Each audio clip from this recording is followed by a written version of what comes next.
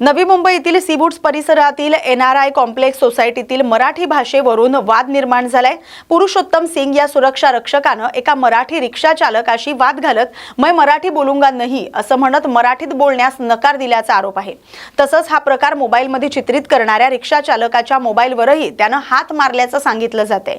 या घटनेची तक्रार महाराष्ट्र नवनिर्माण सेनेकडे करण्यात आल्यानंतर मनसे कार्यकर्त्यांनी संबंधित सुरक्षा रक्षकाची भेट घेत त्याला जाब विचारलाय। त्यानंतर सुरक्षा रक्षकानं आपल्या वर्तनाबद्दल माफी मागितल्याची माहिती आहे।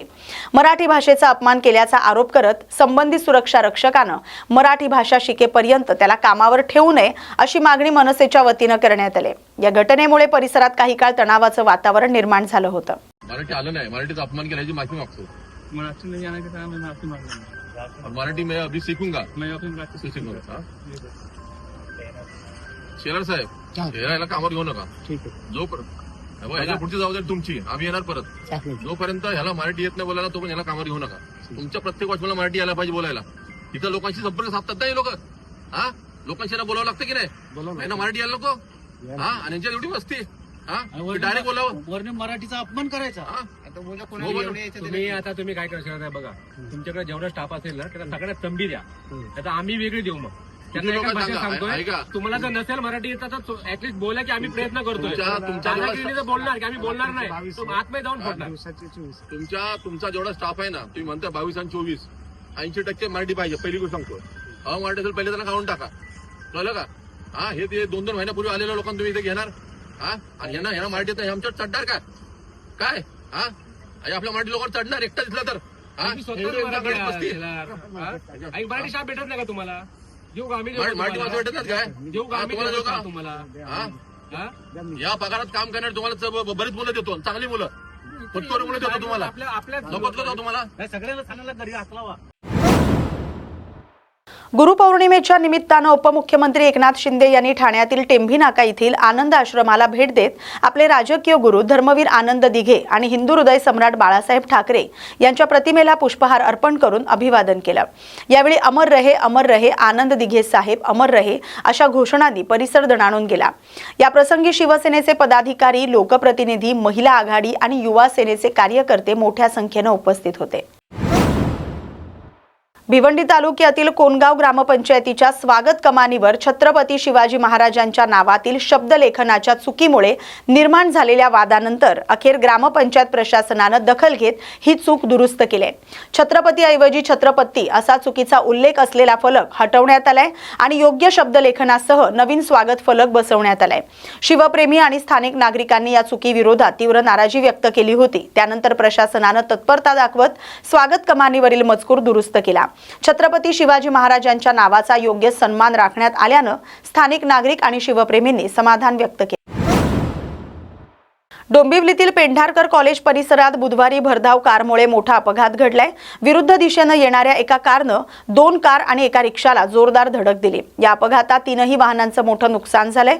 सुदैवानं जीवितहानी टळलेली आहे, मात्र 2 जण किरकोळ जखमी झाल्याची प्राथमिक माहिती आहे। अपघातानंतर परिसरात काही काळ गोंधळाचं वातावरण निर्माण झालं होतं।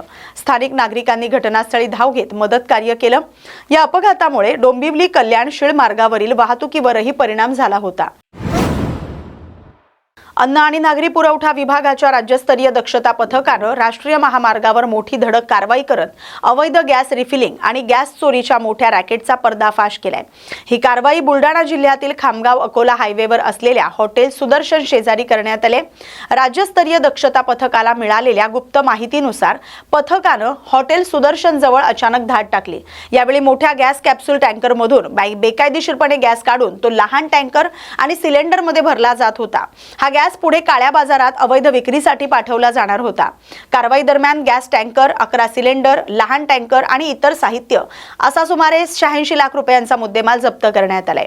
घटनास्थळावरून एका आरोपीला ताब्यात घेण्यात आले आणि पोलिसांच्या स्वाधीन करण्यात आले, तर काही आरोपी फरार झालेत, त्यांचा शोध सुरू आहे। नागरी पुरवठा विभागाच्या राज्य दक्षता पथकाचे प्रमुख श्री माननीय चंद्रकांतजी डांगे साहेब यांना मिळालेल्या प्राप्त खबरीनुसार खामगाव अकोला हायवेवर हॉटेल सुदर्शन शेजारी हा गॅस टँकरमधून चोरी होत असताना राज्य दक्षता पथकाच्या सर्व टीमने आमच्या पकडलेला आहे।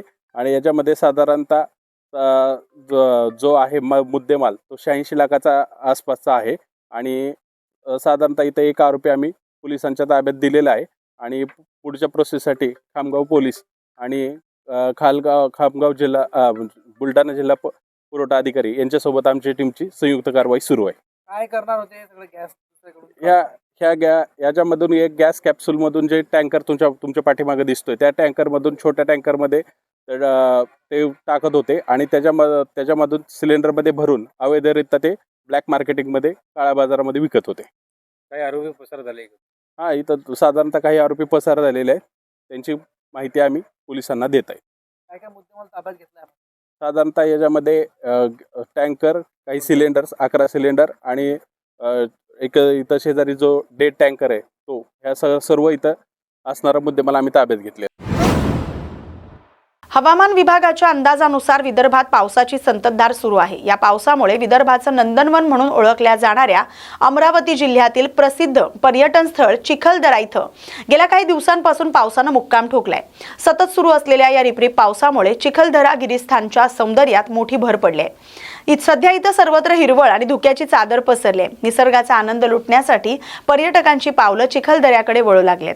सध्या संपूर्ण मेळघाट आणि चिखलदरा परिसरात या आल्हाददायक वातावरणामुळे लोक कुटुंबासह सुट्ट्यांच्या दिवशी आनंद घेण्यासाठी येत आहेत. पावसाळी पर्यटनामुळे स्थानिक व्यावसायिकांमध्येही आनंदाचं वातावरण आहे. अमरावती जिल्ह्यातील दर्यापूर अमरावती मार्गावरील लखापूर फाट्याजवळ पहाटे सुमारे 6:30 वाजता ट्रक आणि प्रवासी बसची भीषण धडक झाली. मुसळधार पावसात झालेल्या या अपघातात ट्रकचा कंडक्टर श्याम बुटे यांचा मृत्यू झालाय. बसमधील 6 प्रवासी आणि ट्रक चालक गंभीर जखमी झालेत. अपघाताची माहिती मिळताच रुग्णसेवक गोपाल अरबट, राहुल भुबर, पत्रकार किरण होले, 108 रुग्णवाहिका चालक आणि पोलीस कर्मचारी अनिल आडे यांनी घटनास्थळी धाव घेतली. ट्रकमध्ये अडकलेल्या कंडक्टरला अथक प्रयत्नानंतर बाहेर काढून रुग्णालयात हलवण्यात आलं, मात्र उपचारादरम्यान त्यांचा मृत्यू झाला. सर्व जखमींना दर्यापूर उपजिल्हा रुग्णालयात दाखल करण्यात आले. त्यांच्यावर उपचार सुरू आहेत. संबंधित बस दर्यापूरहून हिंगणघाटकडे जात असल्याची प्राथमिक माहिती आहे.